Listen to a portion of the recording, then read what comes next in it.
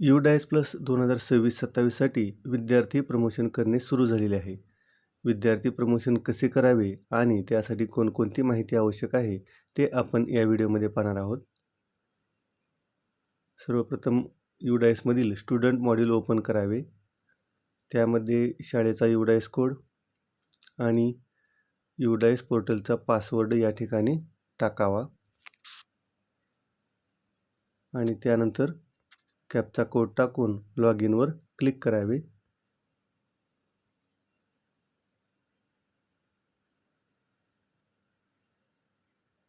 त्यानंतर student module open होत आहे.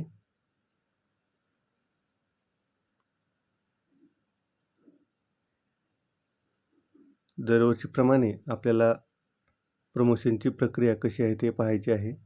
या ठिकाणी 2026-27 हा टॅब आलेला आहे आणि त्याखाली 2025-26 हा टॅबसुद्धा आहे आणि डाव्या बाजूला या ठिकाणी सूचना दिलेली आहे. विद्यार्थी प्रमोशन अगोदर करून घ्यावे. 2026-27 वर क्लिक करावे. त्यानंतर डाव्या बाजूला स्टुडंट मूव्हमेंट अँड प्रोग्रेशन या टॅबमध्ये प्रोग्रेशन ॲक्टिव्हिटीवर क्लिक करावे.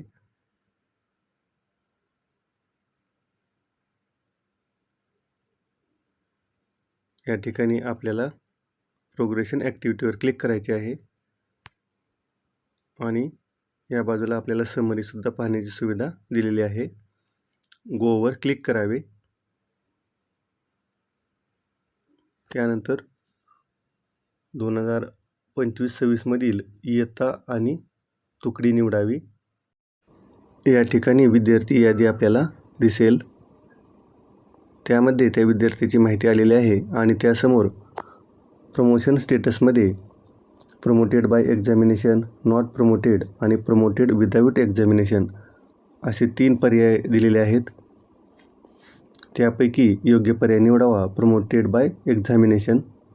त्यानंतर या ठिकाणी मागील वर्षातील वार्षिक निकालाची टक्केवारी आपल्याला पूर्णांकामध्ये टाकायची आहे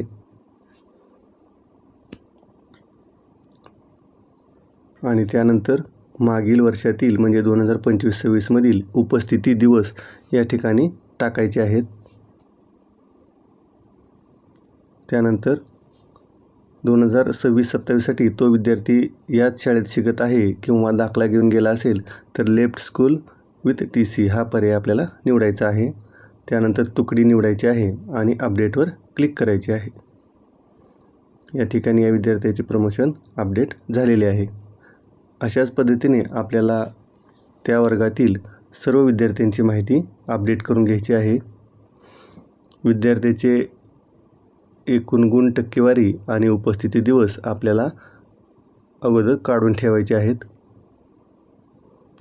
त्यानंतर आपल्याला ही माहिती भरणे सोपे होईल. जर विद्यार्थी त्याच शाळेत असेल तर स्टडिंग इन सेम स्कूल असा पर्याय निवडावा आणि जर दाखला घेऊन गेलेला असेल तर लेफ्ट स्कूल विथ TC हा पर्याय आपल्याला निवडायचा आहे. प्रत्येक वर्गातील सर्व विद्यार्थ्यांची माहिती अपडेट झाल्यानंतर आपल्याला फायनलाइज करायची आहे. प्रत्येक वर्ग फायनलाइज केल्याशिवाय आपल्याला शाळेचे प्रमोशन फायनलाइज करता येणार नाही. या ठिकाणी फायनलाइजवर क्लिक करावे. समरी आलेली आहे. ही समरी पाहावी आणि आपल्याला फायनलाइजवर क्लिक करायचे आहे. या ठिकाणी एका इयत्तेचे प्रमोशन पूर्ण झालेले आहे. अशाच पद्धतीने शाळेतील सर्व वर्गाचे प्रमोशन पूर्ण करावे. शाळेतील शेवटच्या वर्गातील विद्यार्थ्यांचे प्रमोशन कसे करावे ते आपण पाहूया.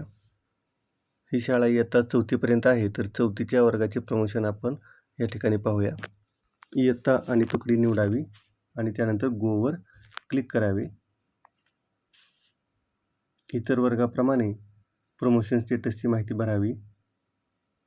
प्रमोशन विथ एक्झामिनेशन, रिपीटर किंवा प्रमोशन विदाऊट एक्झामिनेशन. त्यानंतर गुणांची टक्केवारी टाकावी, उपस्थिती दिवस आणि या ठिकाणी स्कूलिंग स्टेटसमध्ये लेफ्ट स्कूल विथ TC हा पर्याय आपोआप आलेला आहे आणि त्यानंतर अपडेटवर क्लिक करावे.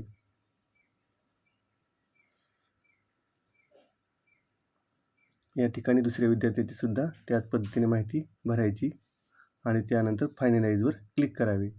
या ठिकाणी वर्गाचे प्रमोशन फायनलाईज झालेले आहे. त्यानंतर पुन्हा प्रोग्रेशन ॲक्टिव्हिटी या टॅबमध्ये जाऊन आपल्याला समरी पाहायची आहे. विद्यार्थ्याचे प्रमोशन झालेली यादी या ठिकाणी आपल्याला पाहता येईल आणि संख्यासुद्धा या ठिकाणी दिसत आहे. त्यानंतर आपण इयत्तावाईज किती विद्यार्थ्याचे प्रमोशन झाले ते सुद्धा त्या टॅबमध्ये पाहू शकता.